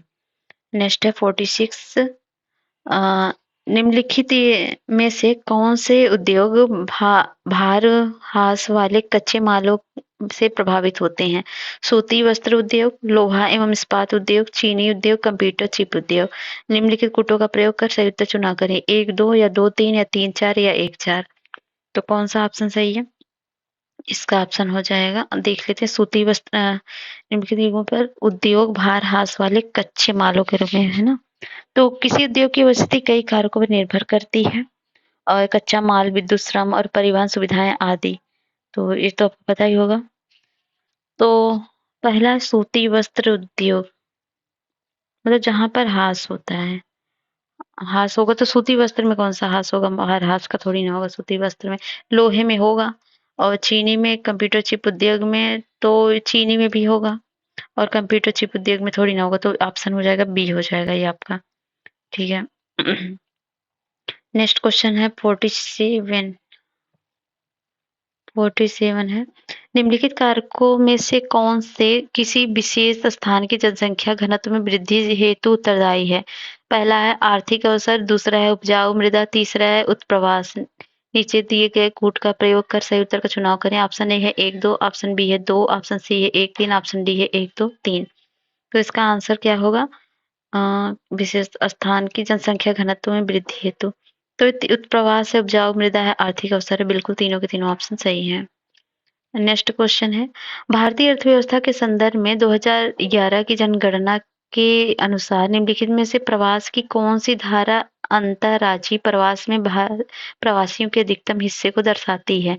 तो ग्रामीण से ग्रामीण पुरुष प्रवास, या ग्रामीण से नगरीय पुरुष प्रवास, या ग्रामीण से महिला, ग्रामीण में से ग्रामीण महिला प्रवास, या ग्रामीण से नगरीय महिला प्रवास। तो ये जो आंसर होगा ये सी होगा, ग्रामीण से ग्रामीण महिला प्रवास। भारतीय अर्थव्यवस्था 2011 की जनगणना के अनुसार निम्नलिखित प्रवास की कौन सी धारा अंतर्राज्यीय प्रवासियों के अधिकतम हिस्से को दर्शाती है? तो यही है आपका आंसर। तो विवाह उपरांत ऐसा होता है जब स्त्रियां अपने घर को छोड़ के दूसरी जगह चली जाती हैं, ऐसा होता है। तो इसके बारे में बता, 2011 की जनगणना के अनुसार पिछले 10 दशकों में निवास के स्थान आधार पर परिकलित 45.6 करोड़ प्रवासियों में से 14.2 करोड़ में ने अपने निवास का स्थान बदल लिया। इनमें से 11.9 करोड़ अंतर्राज्यीय प्रवासी थे। इस धारा में स्त्री प्रमुख प्रवासी थी, जिनमें अधिकांश महिलाओं का प्रवास विवाह उपरांत हुआ था। 49 नंबर क्वेश्चन, निम्नलिखित महाद्वीपों को उनके जनसंख्या घनत्व के घटते क्रम में व्यवस्थित कीजिए। एशिया, यूरोप, उत्तरी अमेरिका। तो वही तो भाई वेरी सिंपल। तो इसका आंसर हो जाएगा पहले आपका होगा एशिया सबसे ज्यादा है, फिर कहाँ पे है, एशिया के बाद यूरोप में है, फिर उत्तरी अमेरिका में। तो 1 2 3 ये हो जाएगा बी। नेक्स्ट क्वेश्चन है 50, नगरीय बस्तियों के संदर्भ में निम्नलिखित में से कौन सा कथन सन्नगर का सर्वोत्तम वर्णन करता है। ऑप्शन ए है, यह नगरीय विकास जिसमें प्रदूषण स्तर में वृद्धि और जीवन की गुणवत्ता में गिरावट आती है। बी है, यह एक क्रमिक विनगरीकरण है जिसका संबंध आधुनिक आधारभूत संरचना के विलोप से है। तीसरा है, यह विशाल विकसित नगरीय क्षेत्र होता है जो मूलतः अलग अलग नगरों या शहरों के आपस में मिल जाने के एक विकास नगरीय विकास क्षेत्र में परिवर्तित हो जाता है। डी है, यह नगरीय विकास है जो हरित बुनियादी ढांचे के विकास से संबंधित है। तो इसमें कौन सा आंसर सही है, तो इसका है सी, यह विशाल विकसित नगरीय क्षेत्र होता है जो मूलतः अलग अलग नगरों या शहरों के आपस में मिल जाने से एक विशाल नगरीय विकास क्षेत्र में परिवर्तित हो जाता है। 51 नंबर का क्वेश्चन है 51 है, लौह अयस्क की खदानें हैं और राज्य है, बताना है कौन सा सुमेलित है। तो गुरुम हिसानी पश्चिम बंगाल, नोवा मुंडी झारखंड और बादाम पहाड़ उड़ीसा। तो कौन सा सही है। गुरुम हिसानी कहाँ पर है, ये लौह अयस्क खदान है, ये भारत के उड़ीसा राज्य के मयूरभंज जिले में स्थित है, ना कि पश्चिम बंगाल, उड़ीसा के मयूरभंज जिले में है। तो पहला तो गलत हो गया, तो ये ऑप्शन गया, ये ऑप्शन गया। और नोवा मुंडी जो है ये कहाँ पर है, ये झारखंड के पश्चिम सिंहभूमि जिले में स्थित है, बिल्कुल सही है। और बादाम पहाड़ी जो है ये है उड़ीसा राज्य के मयूरभंज जिले में, ये भी है। तो ये बादाम पहाड़ी भी गलत है। तो इसमें क्या पूछे, कौन सा सुमेलित है, एक मिनट, बादाम पहाड़ी, ये भारत के उड़ीसा मयूरभंज जिले में स्थित है। अरे ये तो सही है जी, उड़ीसा लिखा है, मैं सामने नहीं बोल रही। तो 1 नहीं 2 3 आपका सही है, तो ऑप्शन हो जाएगा सी। 52 है, भारत में चीनी तिब्बती परिवार के बोली जाने वाली भाषाओं के संदर्भ में निम्नलिखित में से कौन सा कथन सही नहीं है। ऑप्शन ए है, चीनी तिब्बती परिवार की भाषा अधिकांशतः भारत में जनजातीय समूहों द्वारा बोली जाती है। बी है, चीनी तिब्बती परिवार की भाषाओं में दो प्रमुख उपभाषा तिब्बती, म्यांमार और सायनी चीनी है। सी है, तिब्बती हिमालयी भाषा समूह केवल लद्दाख और सिक्किम में रहने वाले जनजातीय समुदाय के द्वारा बोली जाती है। डी है, उत्तरी असली भाषा बोलने वाली लोग असमी भाषा बोलने वाले लोग अरुणाचल प्रदेश के पर्वतीय क्षेत्रों में रहते हैं। तो इसमें गलत कथन पूछा है, तो ये होगा सी, तिब्बती हिमालयी भाषा समूह केवल लद्दाख में नहीं बोले जाते हैं, ऐसा नहीं है। तो क्योंकि ये जो है कई जगह बोले जाते हैं, बहुत जगह तिब्बती हिमालय, उत्तरी असमी और असमी में हमारे बहुत जगह, तिब्बत उब्बत में, कश्मीर, हिमालय, पश्चिम बंगाल, बहुत पश्चिम बंगाल, ये सब राज्यों में भी बोले जाते हैं। 53 नंबर का क्वेश्चन है, कोयले के संदर्भ में निम्नलिखित कथनों में से कौन विचार कीजिए। पहला, विश्व में पुनर्प्राप्त करने योग्य कोयले के भंडार का सबसे बड़ा हिस्सा संयुक्त राज्य अमेरिका के पास है। दूसरा है, चीन विश्व का शीर्ष कोयला उत्पादक देश है। तीसरा है, दक्षिण अफ्रीका विश्व का शीर्ष कोयला निर्यातक देश है। तो कौन सा सही है, केवल 1 2 या 2 3 या 1 3 या 1 2 3। तो इसका आंसर हो जाएगा, देखते हैं, विश्व में पुनर्प्राप्त करने योग्य कोयले के भंडार का सबसे बड़ा हिस्सा संयुक्त राज्य अमेरिका के पास है, बिल्कुल सही है। चीन विश्व शीर्ष कोयला उत्पादक देश है, ये भी सही है। और दक्षिण अफ्रीका विश्व का शीर्ष कोयला निर्यातक देश है, तो ये गलत है, ये गलत है, क्योंकि उत्पादन संदर्भ में 1983 के बाद चीन शीर्ष कोयला उत्पादक बना हुआ है, बिल्कुल सही है। लेकिन ये जो है संयुक्त राज्य अमेरिका हो गया शायद अब शीर्ष निर्यातक में, तो ये जो है गलत हो जाएगा और आपका हो जाएगा ऑप्शन 1 2। नेक्स्ट क्वेश्चन 54, निम्नलिखित अंतरराष्ट्रीय वाणिज्यिक केंद्रों शहरों पर विचार कीजिए। पहला है सैन फ्रांसिस्को और दूसरा है व्लादिवोस्तोक और वुहान, मेलबर्न। वाणिज्यिक केंद्र शहरों पर कौन सा युग्म सही, केवल एक शहर, केवल 2 शहर, केवल 3 शहर, सभी चारों शहर। तो इसका आंसर क्या होगा, इसका आंसर हो जाएगा, देखते हैं, सैन फ्रांसिस्को। तो ये सही है, उत्तरी कैलिफोर्निया का वाणिज्यिक, वित्तीय और सांस्कृतिक केंद्र है, कैलिफोर्निया का चौथा सबसे अधिक आबादी वाला शहर भी है। और दूसरा देखते हैं व्लादिवोस्तोक, ये प्रशांत महासागर में स्थित रूस का एक प्रमुख बंदरगाह नगर है और इसमें दक्षिण पूर्वी इलाके में गोल्डन हॉर्न खाड़ी के पास स्थित है। साथ ही ये शहर चीन और उत्तर कोरिया की सीमा के नजदीक भी स्थित है। यह ट्रांस साइबेरियन रेल मार्ग में स्थित अंतिम स्टेशन ट्रांस साइबेरियन रेल मार्ग द्वारा व्लादिवोस्तोक से मॉस्को तक पहुंचने में 7 दिनों का समय लगाता है। तो ये बिल्कुल सही है। दूसरा सही है। तीसरा देख लेते हैं वुहान। वुहान जो है मध्य चीन के हुबेई इस प्रांत की राजधानी है, जिसके क्षेत्र में निरंतर रूप से विस्तार हो रहा है। यह यांगजे और हान नदियों द्वारा विभाजित एक वाणिज्यिक केंद्र है। ये समुद्र तट पर अवस्थित नहीं है, इसलिए ये विकल्प गलत हो जाएगा, मतलब ये सही नहीं है। तो तीसरा तो नहीं है। मेलबर्न देखते हैं। मेलबर्न ऑस्ट्रेलिया विक्टोरिया प्रांत की राजधानी है और इसमें जो है ये सर्वाधिक आबादी वाला शहर है। ऑस्ट्रेलिया और ओशिनिया दोनों में सबसे अधिक आबादी वाला शहर है। ज्यादातर विस्तार पोर्ट फिलिप खाड़ी की उत्तर पूर्वी रेखाओं के बीच होता है। चौथा सही है, मतलब 3 ऑप्शन इसमें सही है। तो इसका ऑप्शन हो जाएगा सी। 55 नंबर क्वेश्चन है। नदी है, उद्गम देश है। राइन है पोलैंड, डेन्यूब है जर्मनी और वोल्गा है रूस। तो कौन सा सही होगा? 1-2 या 2-3 या 1-3 या 1-2-3। तो इसका आंसर हो जाएगा, देखते हैं। राइन जो है पोलैंड थोड़ी ना, राइन कहाँ पे है? राइन यूरोप की महत्वपूर्ण नदी है। इसका उद्गम स्विट्जरलैंड के दक्षिण पूर्व आल्प्स में ग्राउंडवुंडन स्विस कैंटन से होता है। नदी स्विट्जरलैंड, लेंगस्टिक, ऑस्ट्रिया और जर्मनी की सीमाओं में प्रवाहित होती है। तो ये पोलैंड नहीं है। तो पहला तो गया काम से, तो पहला गया तो आंसर वैसे भी मिल गया आपको। डेन्यूब जर्मनी और वोल्गा रूस, बिल्कुल सही है। तो अगला क्वेश्चन चलते हैं। 56 56 का क्वेश्चन है। हाल ही में सुर्खियों में रहा मिष्टी पद संदर्भित है।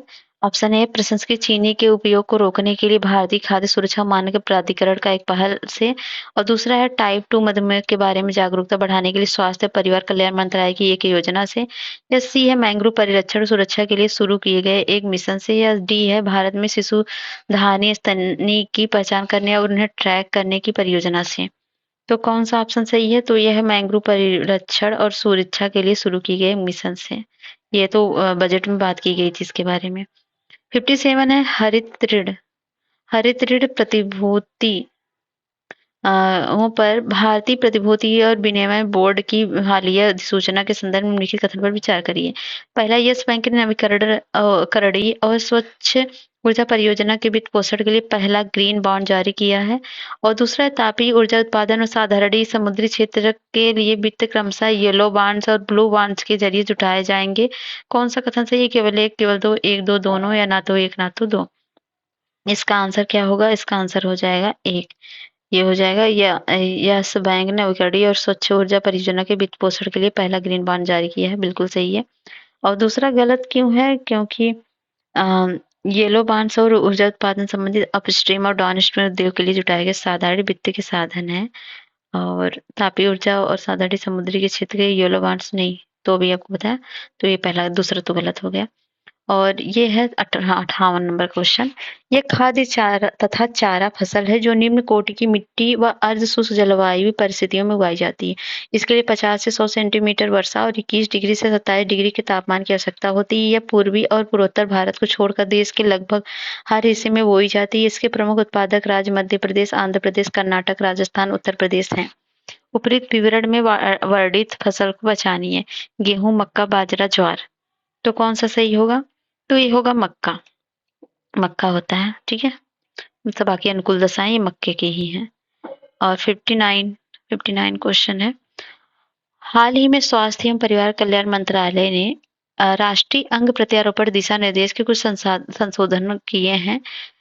इस संदर्भ में भारत में अंग प्रत्यारोपण हेतु नए दिशा निर्देश से संबंधित निम्नलिखित कथन पर विचार करिए। पहला, कोई नागरिक अब किसी भी राज्य में बिना किसी दिवास की अनिवार्यता के अंगदान किए लिए अपना पंजीकरण करवा सकता है।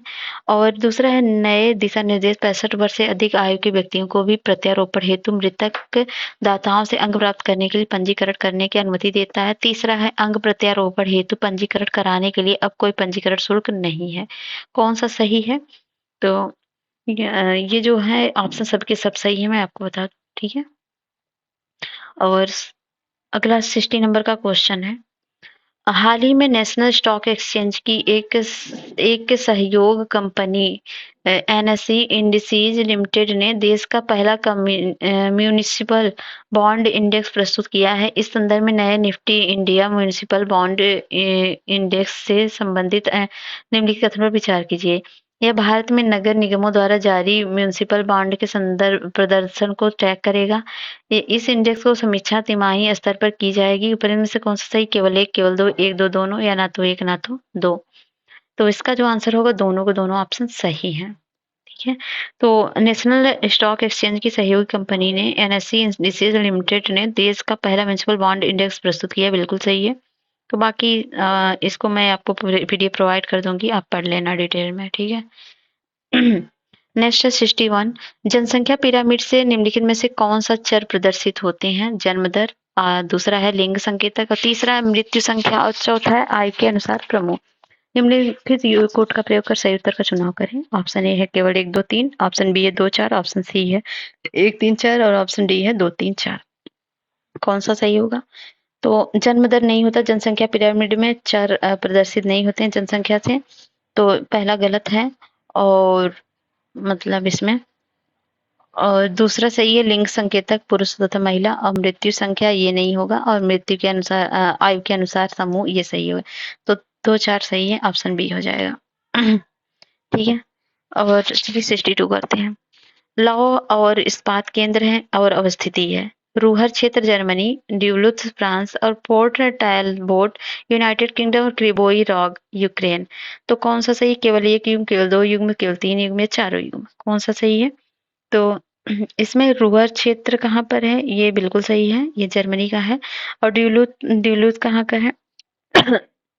ये संयुक्त राज्य अमेरिका का है, ना कि फ्रांस का है, तो ये दूसरा गलत हो गया। और पोर्ट टैबलोट ये यूनाइटेड किंगडम का सही है, और क्रिबोई रॉक जो है यूक्रेन का है, ये भी सही है। तो ये हो जाएगा 3 सही है, तो 3 3 3 3, ये हो जाएगा ऑप्शन सी। 63। फुटलेज उद्योग के संदर्भ में निम्नलिखित कथनों पर विचार कीजिए। पहला, ये किसी विशिष्ट कच्चे माल पर निर्भर नहीं होते हैं। दूसरा, इनमें उत्पादन अधिक मात्रा में होता है और श्रमिकों की अधिक आवश्यकता होती है। कौन सा सही? केवल एक, केवल दो, एक दो दोनों, या ना तो एक ना तो दो। तो ये ऑप्शन हो जाएगा आपका, ये किसी कच्चे माल पर निर्भर नहीं हो सकते, बिल्कुल सही है। और इनमें उत्पादन अधिक मात्रा में होता है और श्रमिकों की अधिक आवश्यकता होती है। तो इसमें जो होता है उद्योग काफी हद तक संगठक पुर्जों पर निर्भर होता है, जो कभी कहीं से भी प्राप्त किया। इसमें उत्पादन कम होता है, श्रमिकों की भी कम आवश्यकता होती है। तो ऑप्शन ए होगा, दूसरा गलत होगा। और चलिए 64 करते हैं। भारत में भूमि उपयोग की निम्नलिखित श्रेणियों को उनकी प्रतिवेदन रिपोर्टिंग के क्षेत्र के अनुसार अवरोही क्रम में व्यवस्थित कीजिए। पहला है बंजर और व्यर्थ भूमि, दूसरा है निवल बोया गया क्षेत्र, और तीसरा है वन। निम्नलिखित कोड का प्रयोग सही उत्तर का चुनाव करें। तो अवरोही क्रम में लगाना है, तो पहले क्या होगा? तो इसका आंसर हो जाएगा आपका पहले हो जाएगा आपका निवल बोया गया क्षेत्र होगा, उसके बाद वन होगा, वन होगा, फिर बंजर भूमि लास्ट में होगी, तो ऑप्शन ए होगा। और निम्नलिखित कथनों पर विचार कीजिए। भौगोलिक क्षेत्र भू राजस्व विभाग द्वारा दर्ज किया गया कोई क्षेत्र है। दूसरा, रिपोर्टिंग क्षेत्र भारत में सर्वेक्षण द्वारा मापा गया क्षेत्र है। ऊपर इनमें से कौन सा सही नहीं है? ऑप्शन ए केवल एक, ऑप्शन बी केवल दो, और ऑप्शन सी है एक दो दोनों, या डी है ना तो एक ना तो दो। तो इसका आंसर हो जाएगा दोनों के दोनों ऑप्शन गलत हैं, क्योंकि भारत में भू राजस्व विभाग उपयोग संबंधी अभिलेख रखता है। उपयोग संवर्गों का योग प्रतिवेदन क्षेत्र के बराबर होता है, जो भूमि राजस्व विभाग द्वारा दर्ज किए गए कुल क्षेत्र की तरह दर्शाता है, इसलिए दूसरा भी सही नहीं है। और पहला गलत है, भू उपयोग संवर्गों का योग प्रतिवेदन के क्षेत्र के बराबर होता है, जो भौगोलिक क्षेत्र से भिन्न होता है। भारत की प्रशासकीय इकाइयों में भौगोलिक क्षेत्र की सही जानकारी देने का दायित्व भारतीय सर्वेक्षण विभाग पर है। ठीक है, तो इसलिए दोनों को दोनों कथन सही नहीं है, मतलब सही नहीं पूछा ना, दोनों को दोनों कथन सही है। ठीक है, और 66वां क्वेश्चन है, वृद्धि और विकास की अवधारणा के संदर्भ में निम्नलिखित कथन पर विचार कीजिए। पहला, विकास एक गुणात्मक परिवर्तन है जिसका मूल्य हमेशा सकारात्मक होता है। दूसरा, वृद्धि मूल्य निरपेक्ष है और परिवर्तन धनात्मक या ऋणात्मक हो सकता है। तीसरा, जनसंख्या वृद्धि हमेशा विकास को जन्म नहीं देती है। कौन सा कथन सही है? केवल एक, और बी है केवल 1 2 3, और सी है 1 2, और डी है 2। तो इसका जो आंसर हो जाएगा वो हो जाएगा बी, 1 2 3। विकास है गुणात्मक, मतलब तीनों के तीनों सही है।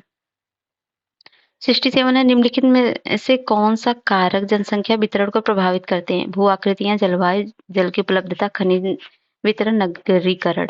तो नीचे दिए गए कोट का चुनाव कर, सही उत्तर का चुनाव करें। 1 2 या 3 4, या 1 2 3 4, या 1 2 3 4 5। तो आपको पता ही होगा सभी के सभी हैं। 68 बस्तियों के आकार के संदर्भ में निम्नलिखित कथनों पर विचार करें। पहला, ग्रामीण अधिवासियों के आयताकार प्रतिरूप रूप समतल क्षेत्रों अथवा चौड़ी अंतरा पर्वतीय घाटियों में पाया जाता है। दूसरा है, टी आकार की बस्तियां सड़कों के तिराहे पर विकसित होती हैं। और तीसरा है, क्रॉस आकार की बस्तियां चौराहों पर प्रारंभ होती है, जहाँ चौराहे से चारों दिशाओं में बसाव आरंभ हो जाता है। ऊपर इनमें से कौन सा सही? केवल 1 2, केवल 2 3, केवल 1 3, या 1 2 3, तीनों के तीनों। तो ये जो आंसर होगा ये भी तीनों के तीनों सही है। 69 है, भारत में काफी उद्योग उत्पादन के संदर्भ में निम्नलिखित कथन पर विचार कीजिए। पहला, इसकी कृषि कर्नाटक, केरल और तमिलनाडु में पश्चिम घाट की भूमि पर की जाती है। दूसरा है, भारत मुख्य रूप से उत्तम किस्म की रोबस्टा कॉफी का उत्पादन करता है। तीसरा है, भारत विश्व का दूसरा सबसे बड़ा कॉफी उत्पादक देश है। तो कौन सा सही? केवल एक, केवल 1 2, केवल 2 3, केवल डी है ऑप्शन 1 2 3, तीनों के तीनों। इसका आंसर हो जाएगा, इसकी कृषि कर्नाटक, केरल, तमिलनाडु में पश्चिम घाट की उच्च भूमि पर की जाती है। तो ये बिल्कुल सही है। और मुख्य रूप से उत्तम किस्म की रोबस्टा कॉफी का उत्पादन करता है, ये गलत है, क्योंकि ये रोबस्टा नहीं है। तो भारत को जो होता है काफी उद्योग में 2 मिलियन से अधिक लोग रोजगार उपलब्ध कराता है भारत, चूंकि भारत काफी के रूप में निर्यात वस्तु है, अतः घरेलू मांग और खपत की कीमत पर अत्यधिक प्रभाव नहीं डालते हैं ये। और कॉफी की 3 किस्में होती हैं, अरेबिका, रोबस्टा और लिबेरिया। भारत प्रमुख रूप से बेहतर गुणवत्ता वाली अरेबिका कॉफी का उगाता है, ना कि इसको रोबस्टा। ये नहीं है, ये भी नहीं है, केवल 3% ही भारत निर्यात करता है। तो ये गलत हो गया, केवल ऑप्शन ए सही है। 70 नंबर का क्वेश्चन है, उपनगरीकरण के संदर्भ में निम्नलिखित कथन पर विचार करें। पहला है, यह एक नवीन प्रवृत्ति है जिसमें मनुष्य शहर के घने बसे क्षेत्रों से हटकर शहर के बाहर स्वच्छ एवं खुले क्षेत्रों में जा रहे हैं। और दूसरा है, ये सामान्य तौर पर छोटे शहरों का आसपास विकसित होता है। और तीसरा, उपर्युक्त कथनों में से कौन सा सही है? केवल एक, केवल दो, या 1 2 दोनों, या डी है ना तो एक ना तो दो। तो ये जो आंसर हो जाएगा, यह एक नवीन प्रकृति है, उपनगरीकरण का है। तो ये एक नवीन प्रवृत्ति है जिनमें मनुष्य शहर के घने क्षेत्रों से हटकर शहर के बाहर स्वच्छ एवं खुले क्षेत्रों में जा रहे हैं, बिल्कुल सही है। ये सामान्य तौर पर छोटे शहरों में आसपास विकसित होते हैं, गलत है। ये छोटे शहरों में नहीं होते हैं, ये बड़े शहरों के समीप होते हैं। तो ये ऑप्शन हो जाएगा ए। 71 है, अंतर्देशीय जलमार्गों के संदर्भ में निम्नलिखित कथन पर विचार करें। पहला, राइन जलमार्ग स्विट्जरलैंड और जर्मनी के औद्योगिक क्षेत्रों को उत्तरी अटलांटिक समुद्री मार्ग से जोड़ता है। दूसरा, मिसिसिपी ओनोहियो जलमार्ग संयुक्त राज्य अमेरिका के आंतरिक भागों में मैक्सिको की खाड़ी से जोड़ता है। निम्नलिखित युगों में से कौन सा कथन सही नहीं है? केवल एक, केवल दो, 1 2 दोनों, या ना तो एक ना तो दो। तो इसका जो आंसर होगा ये हो जाएगा, दोनों के दोनों कथन जो है कौन सा सही नहीं है पूछा ना, तो ये जो है ये ना तो एक ना तो दो, तो दोनों ही सही है, ना तो ये दोनों गलत नहीं है। तो ऑप्शन हो जाएगा डी।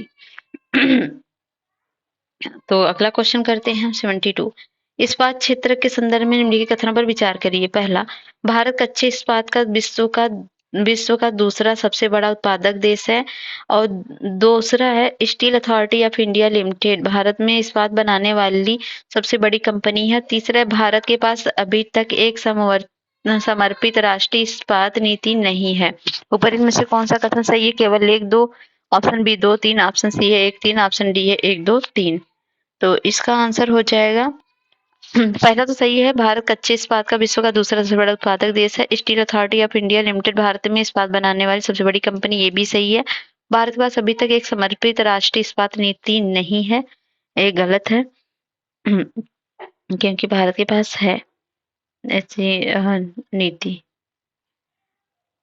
तो जिसको बोलते हैं NSP 2017 वरिष्ठ राष्ट्रीय इस्पात नीति। तो ये जो है तीसरा गलत हो गया। तो ये हो जाएगा 1, 2 सही।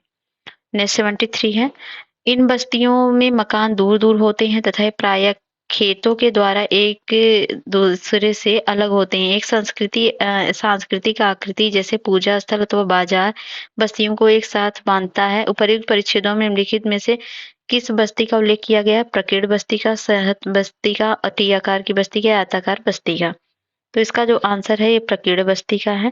प्रकीर्ण बस्ती, इन बस्तियों में मकान दूर-दूर होते हैं तथा प्राय खेतों के द्वारा एक दूसरे से अलग-अलग होते हैं एवं सांस्कृतिक आकृति जैसे पूजा स्थल या बाजार बस्तियों के एक साथ बांधता है। और सहती बस्तियाँ क्या होती है? सहती बस्तियाँ वो होती हैं इस प्रकार की बस्तियों में जिनमें मकान एक दूसरे के समीप पाए जाते हैं और बस्तियाँ विकास नदियों के घाटियों के सहारे उपजाऊ मैदानों में होता है। और अब ठीक है।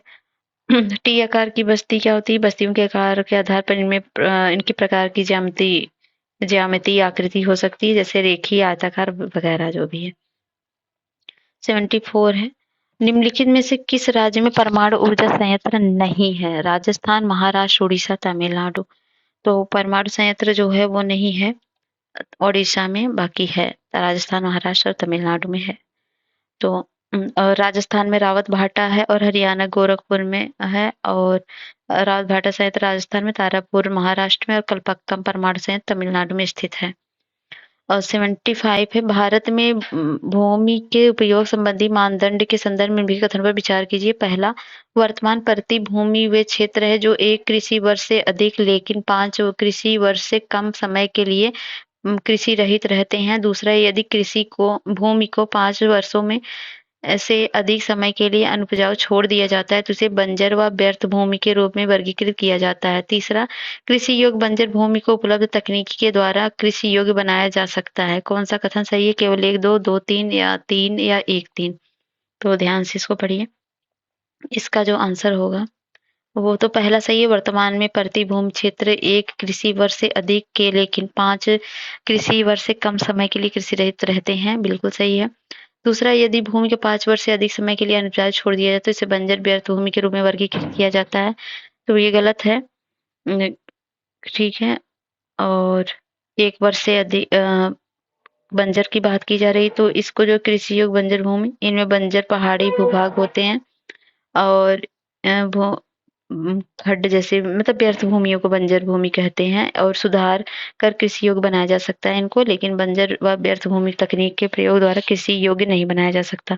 तो दूसरा गलत है। कृषि योग्य बंजर भूमि को उपलब्ध तकनीक के द्वारा कृषि योग्य बनाया जा सकता है, ये भी गलत है। दूसरा सही है आई थिंक।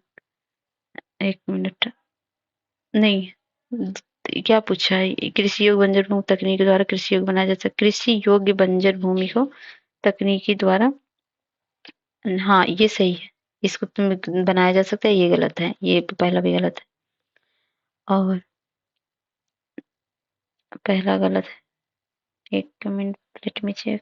5 वर्ष से अधिक, हाँ ये जो होता है 1 वर्ष से अधिक लेकिन 5 वर्षों से कम समय तक कृषि रहित रहती है तो उसे परती भूमि कहते हैं। परती भूमि जो होती है, पुरातन परती भूमि कहते हैं इसको, परती भूमि नहीं, वर्तमान परती भूमि नहीं, वे पुरातन परती भूमि की बात हो रही है। तो ये दूसरा गलत है, पहला दूसरा गलत है, ये केवल तीसरा सही है। और नेक्स्ट क्वेश्चन है 76, निम्नलिखित में से कौन सा जनसंख्या परिवर्तन के घटक है? जन्म, मृत्यु, रुग्णता और प्रवास। तो निम्नलिखित युग्मों का चयन कर सही उत्तर का चुनाव करें। 1, 2, 4, 2, 3 या 3, 4 या 1, 2, 3, 4 सभी के सभी। तो इसका जो आंसर होगा वो हो जाएगा जन्म है, मृत्यु है और ये गुणता नहीं है और ये चौथा जो है सही है। ठीक है, तो अगला क्वेश्चन है, ये इसका आंसर क्या होगा? हाँ ये हो गया। 77 है, निम्नलिखित में से कौन सा क्रियाकलाप व्यवसाय प्रमुख चतुर्थ सेक्टर से संबंधित है? प्राथमिक विद्यालय में कार्यरत कर्मी, स्वर्ण कलाकार व्यवसाय, होम सोरिंग और लेखा कार्य और दलाली की फर्म में। निम्नलिखित में से सही उत्तर का चुनाव करें। 1, 2, 1, 3, 4 या 2, 3 या 1, 4 या 4। इसका जो आंसर हो जाएगा वो प्राथमिक विद्यालय के कार्यरत कर्मी ये होगा और ये जो है ये 4th सेक्टर की बात हो रही है और इसमें जो होगा वो होगा लेखा कार्य और दलाली की फर्म में, तो ये भी होगा। तो ये हो जाएगा ऑप्शन सी। ये होम सोरिंग नहीं होंगे और सोलर कॉलर व्यवसाय भी नहीं होंगे। ठीक है, नेक्स्ट है 78। 78 में है निम्नलिखित राज्यों में से किसमें शहरी जनसंख्या प्रतिशत सबसे कम है? मिजोरम में, गुजरात, महाराष्ट्र, गोवा में? इसका आंसर हो जाएगा गुजरात में। गुजरात में सबसे कम है जनसंख्या का प्रतिशत, शहरी जनसंख्या का प्रतिशत गुजरात में कम है। 79 है मानव विकास रिपोर्ट और मानव विकास सूचकांक के संदर्भ में निम्नलिखित कथन पर कौन सा सही है?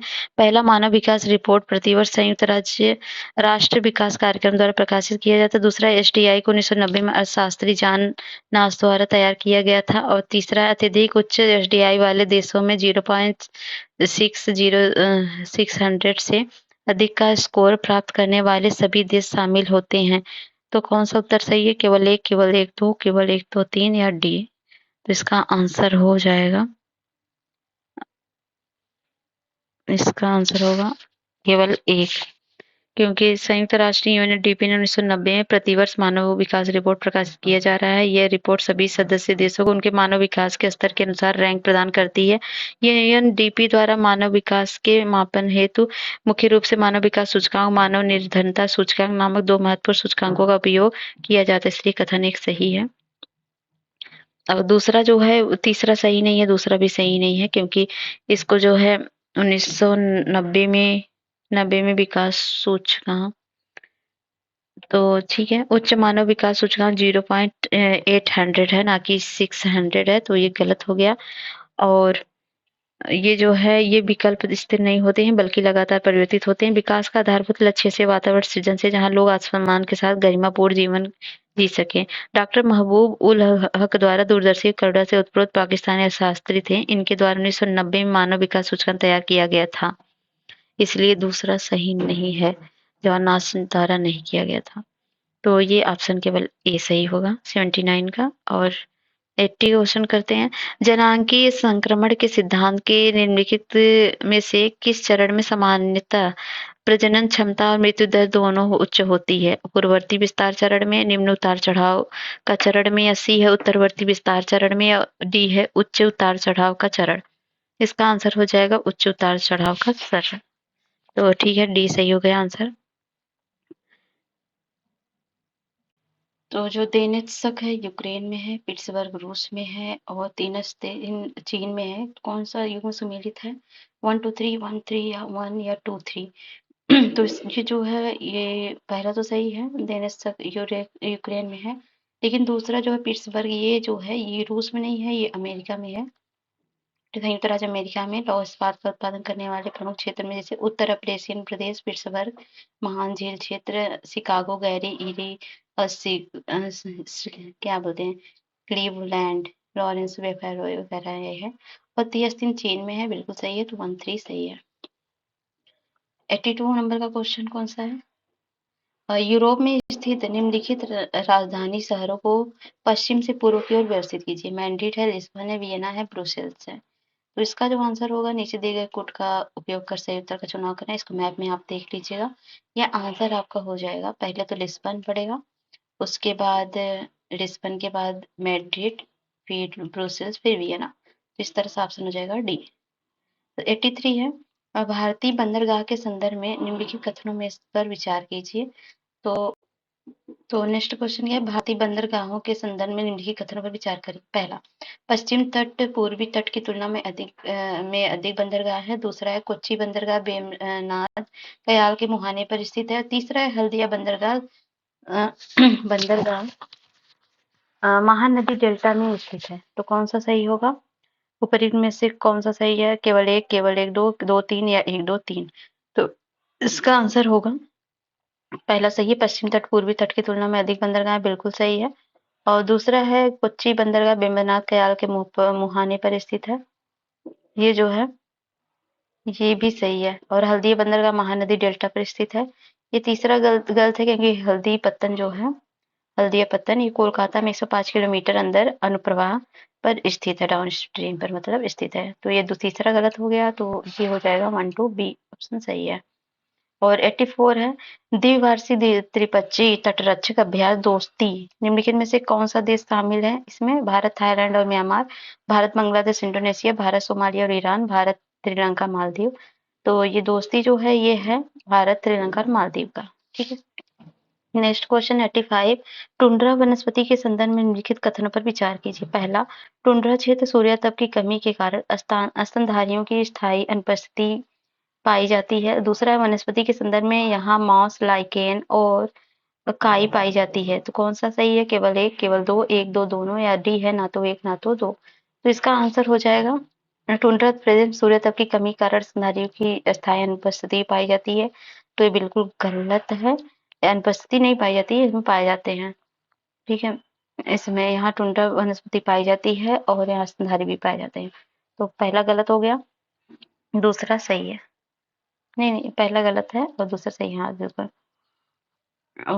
तो ये हो जाएगा ऑप्शन बी। 86 है भारत में रेलवे नेटवर्क के संदर्भ में निम्नलिखित कथनों पर विचार कीजिए। पहला, भारत में ब्रॉड रोज पटरियों की तुलना में मीटर गेज पटरियां अधिक हैं। दूसरा, नैरो गेज लाइनें सामान्यतः पहाड़ी इलाकों तक ही सीमित हैं। ऊपर इनमें से कौन सही है? केवल एक, केवल दो, एक, दो, दोनों, या डी है ना तो एक ना तो दो। तो इसका जो आंसर होगा बी हो जाएगा, नैरो गेज लाइनें सामान्यतः पहाड़ी इलाकों पर ही सीमित हैं। और पहला, भारत में ब्रॉड गेज पटरियां तुलना में मीटर गेज पटरियां अधिक हैं।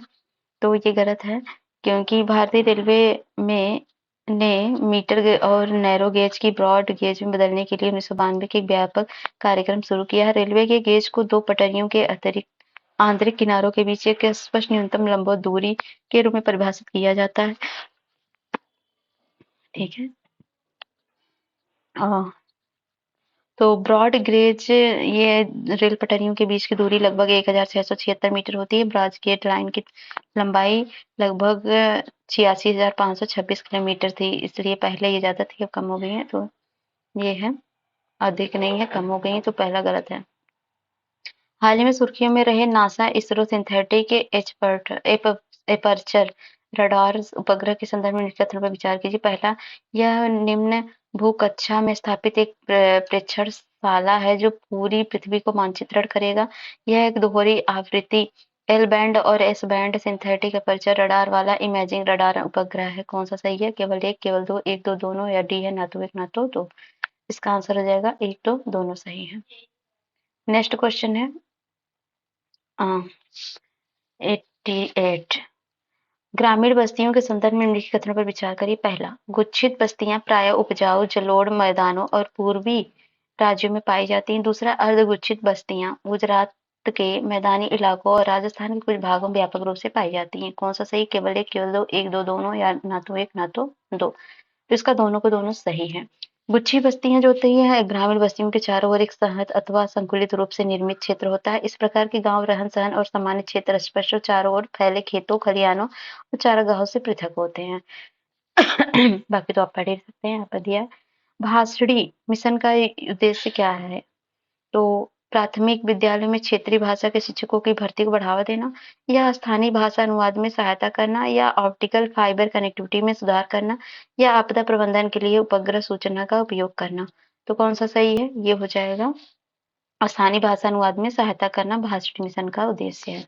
और 90 नंबर का क्वेश्चन है, प्रायः सुर्खियों में रहने वाले पद शॉर्ट सेलिंग के संदर्भ में निम्नलिखित कथनों पर विचार कीजिए। पहला, यह स्टॉक को बेचना और बाद में इसे रियायती मूल्य पर खरीदना है।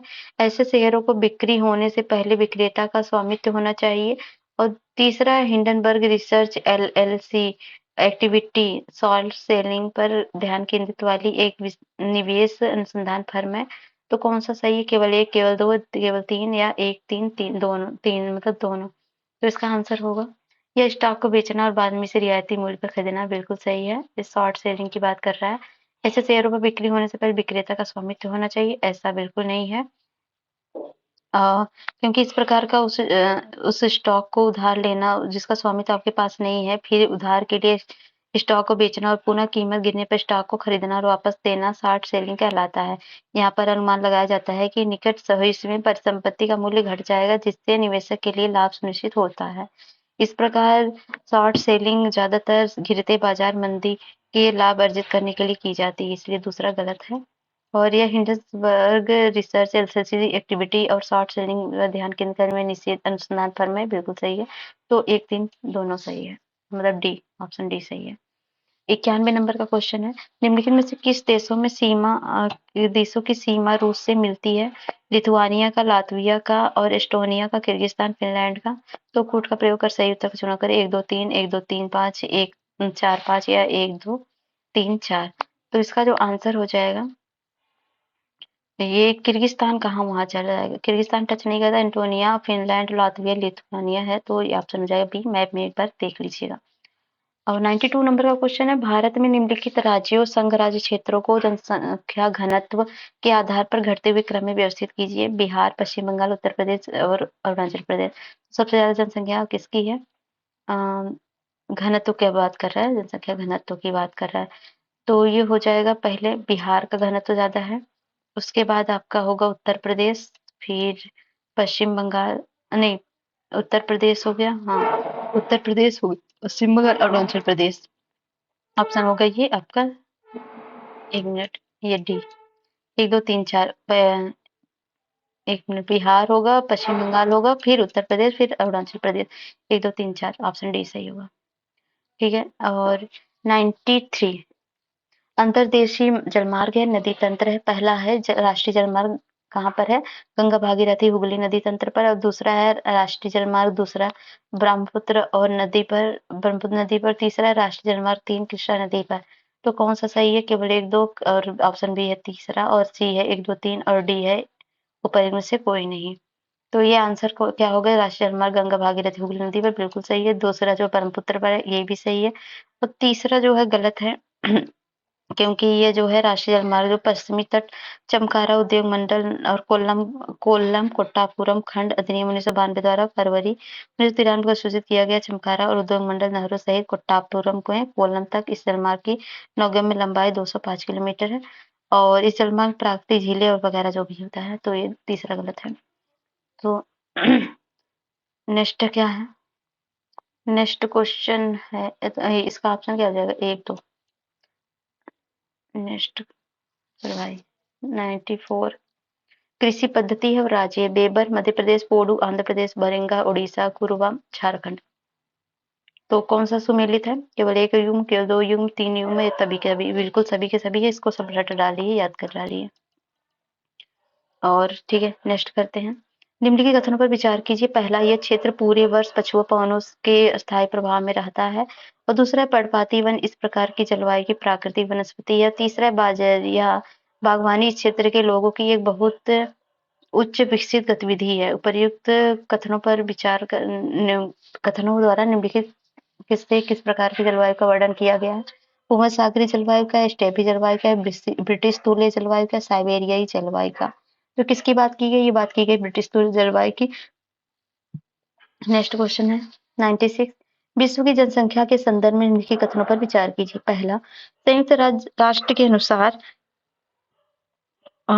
विश्व की जनसंख्या 1500 ईस्वी में 1 अरब के आंकड़े तक पहुंच गई थी। दूसरा है, विश्व की जनसंख्या को 1 अरब से दोगुना होकर 2 अरब पहुंचने में 60 वर्ष से भी कम समय लगा। तो कौन सा सही है? केवल 1, केवल 2, 1 2 दोनों, या डी है ना तो 1 ना तो 2? तो इसका आंसर क्या होगा? इसका आंसर होगा कोई नहीं सही है, क्योंकि इसकी बात करें तो पहला गलत क्यों है? तो संयुक्त राष्ट्र के अनुसार, तो 1 मिनट, इसका आंसर हो जाएगा डी ना। क्योंकि अनुमानों के अनुसार ऐसा माना जाता है कि 2022 में विश्व की आबादी 8 अरब हो गई। हालांकि कुछ जनसंख्या को प्राप्त करने का अनुमान भी 2025 तक था। और यहाँ पर कुछ तालिकाएं दी हैं, जैसे कि कितना था जी? तो उसका आंसर यही होगा कि जनसंख्या जो है, विश्व की जनसंख्या 1 अरब के आंकड़े तक 1804 में पहुंच गई थी। अब साथ ही विश्व की जनसंख्या 1 अरब से 2 अरब तक पहुंचने में लगभग 123 वर्ष लगे थे, ना कि 60 वर्ष लगे थे। इसलिए आपका पहला दूसरा ऑप्शन गलत है। और नेक्स्ट क्वेश्चन करेंगे 97, भरमौर में गद्दी जनजाति समुदाय का आवास है और इस समुदाय की अपनी एक अलग पहचान है, क्योंकि यदि गद्दी लोग ऋतु प्रवास करते हैं तो गद्दियाली भाषा में बात करते हैं। गद्दी जनजाति निम्नलिखित में से किस राज्य में पाई जाती है? राजस्थान में, मध्य प्रदेश में, गुजरात में, हिमाचल प्रदेश में। तो गद्दी जनजाति जो है वो हिमाचल प्रदेश में पाई जाती है। और नेक्स्ट है 98 नंबर का क्वेश्चन। भारत में विद्यमान संसाधन के संदर्भ में निम्नलिखित कथनों पर विचार कीजिए। पहला, भारत में विश्व के जल संसाधनों का लगभग 4% पाया जाता है। दूसरा, भारत में एक वर्ष में वर्षा से प्राप्त कुल जल सतही रूप में उपलब्ध कुल जल की तुलना में अधिक होता है। तो कौन सा ऑप्शन सही है? केवल एक, केवल दो, या एक दो दोनों, या तो ना तो एक ना तो दो। तो इसका आंसर हो जाएगा दोनों के दोनों ऑप्शन सही है। एक बार पढ़ लीजिए फिर से। 99 का क्वेश्चन है, ये प्रसिद्ध खनन नगर क्षेत्र है और मरुस्थल में अवस्थित है। तो चुकी का माटा, कालाहारी मरुस्थल और कालगुर्गी ग्रेट ऑस्ट्रेलिया मरुस्थल और यूटा जो नेवादा मरुस्थल, तो कौन सा सही है? केवल एक, दो, या दो, तीन, या तीन, या एक, तीन। तो इसका आंसर हो जाएगा पहला क्या नाम है इसका? चुकी का माटा। ये जो है कालाहारी मरुस्थल नहीं है, बल्कि ये जो है आटाकामा मरुस्थल में चिली में स्थित है। तो आटाकामा में है, ना कि यहाँ पर है, बल्कि कालगुर्गी यूटा दोनों सही है। तो ऑप्शन हो जाएगा 2, 3, बी। नेक्स्ट है 99 हो गया और 100 लास्ट क्वेश्चन है। स्वेज नहर जोड़ती है लाल सागर में फारस खाड़ी को, भूमध्य सागर में लाल सागर, कैस्पियन सागर में भूमध्य सागर, काला सागर में लाल सागर को। तो ये तो आपको पता ही होगा, भूमध्य सागर और लाल सागर को जोड़ता है स्वेज नहर। तो कैसा लगा है क्वेश्चन, बताइएगा जरूर। अगर आपको वीडियो पसंद आया तो प्लीज लाइक से सब्सक्राइब करें और सारे के सारे वीडियो देखें। एनसीईआरटी देखें, करंटली मैगजीन का मैगजीन में करवा रही हूँ वो भी देख लीजिए, और बाकी टेस्ट देती रहिए। चलिए मिलते हैं नेक्स्ट वीडियो में, तब तक के लिए जय हिंद, जय भारत।